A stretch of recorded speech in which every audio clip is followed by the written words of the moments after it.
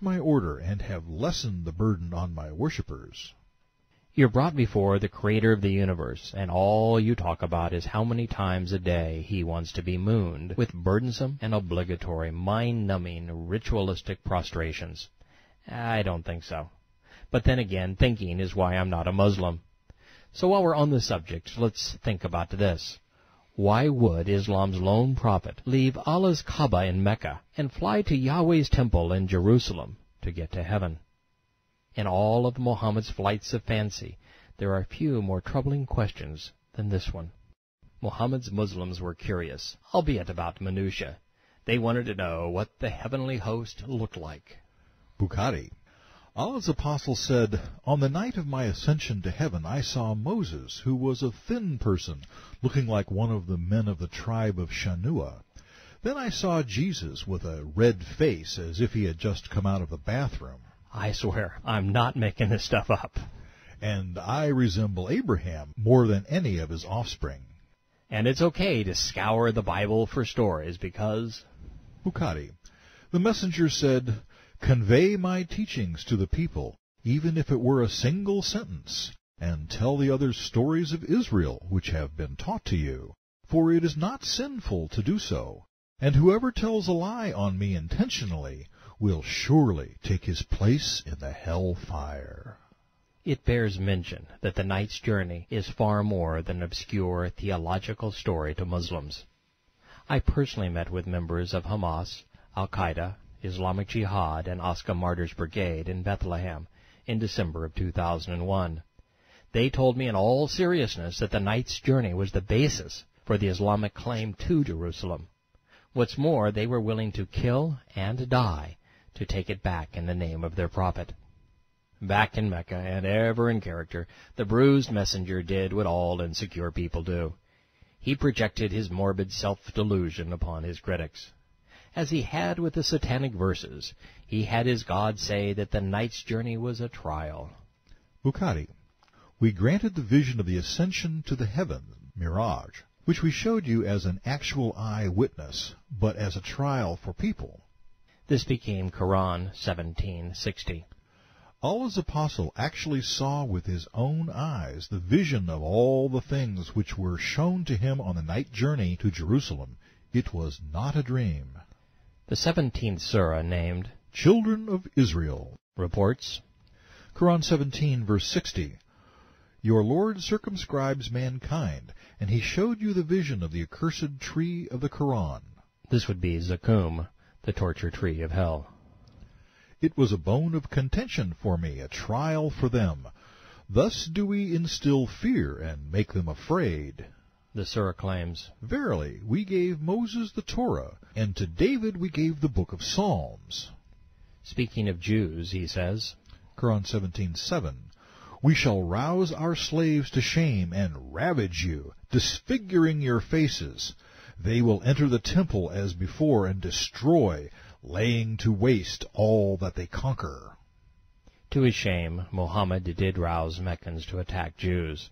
However, his militants couldn't have entered or destroyed what the Romans had eradicated 600 years earlier. Allah is mistaken again. But by lying to us in this way, we have come to know him better. The most laughable passage in the 17th surah follows the usual rant. "Dread his punishment. Indeed, the Lord's torment is to be feared. He will inflict severe anguish." Nothing stops us from sending signs and proofs, except that earlier people rejected them as lies. We sent to Thamud the she-camel as a clear sign, but they treated her cruelly. It's hard to imagine anyone believes this is Scripture. The Islamic God just said, "We don't do miracles anymore because the Talmud hurt our camel." After saying the Quran was so well written jinn and men couldn't conspire to compose the likes of it, we discover that Muhammad doesn't measure up, and there is no Quran. Quran 17, verse 90.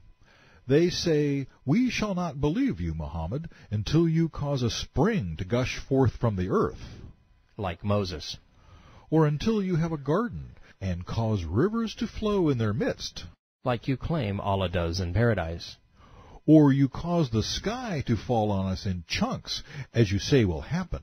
like Yahweh did to Sodom and Gomorrah. Or you bring angels before us face to face. Like Abraham did. Or you have a house adorned with gold. Like David or Solomon. Or you ascend up into the skies. Like Jesus of Nazareth. No, we shall not have any faith in you until you send down to us a book that we can read. Like the Bible. This surah was the 70th chronologically, and yet the Meccans claimed Muhammad didn't have anything to read. There was no Quran. There were no miracles.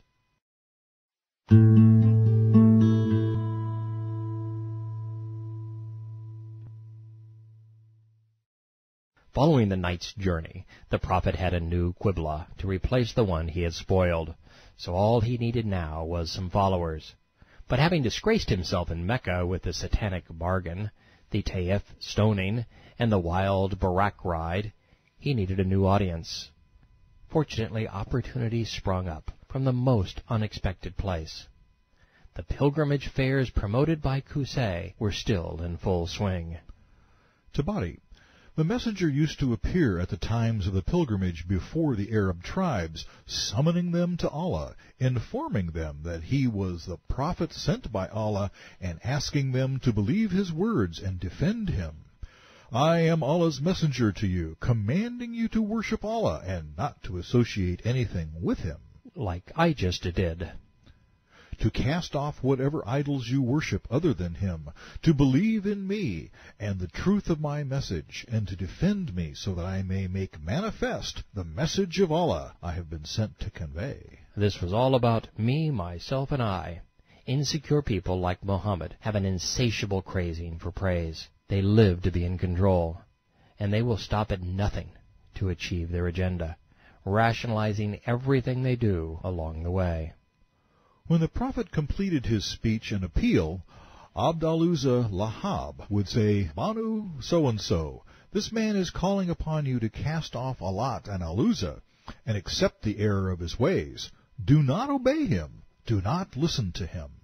The Muslim sages felt that it was in their interest to demean Uncle Abu by calling him slave to Al-Uzza Abu. But it was a two-edged sword, for if Al-Uzza and Alat were pagan goddesses for which men were named, Allah was also a pre-Islamic idol whose name men bore.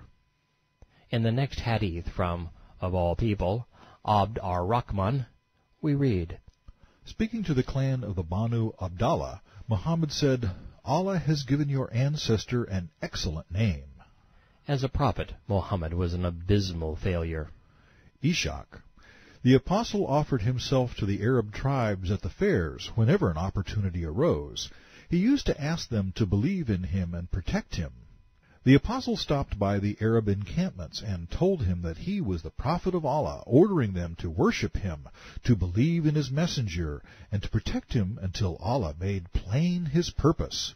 He went to the tents of the Kinda and offered himself to them, but they declined. He went to the Abdallah clan with the same message, but they would not heed. The apostle went to the Hanifa, where he met with the worst reception of all. He tried the emir, but one of them said to him, I suppose you want us to protect him from the Arabs with our lives, and then if you prevail, someone else will reap the benefits.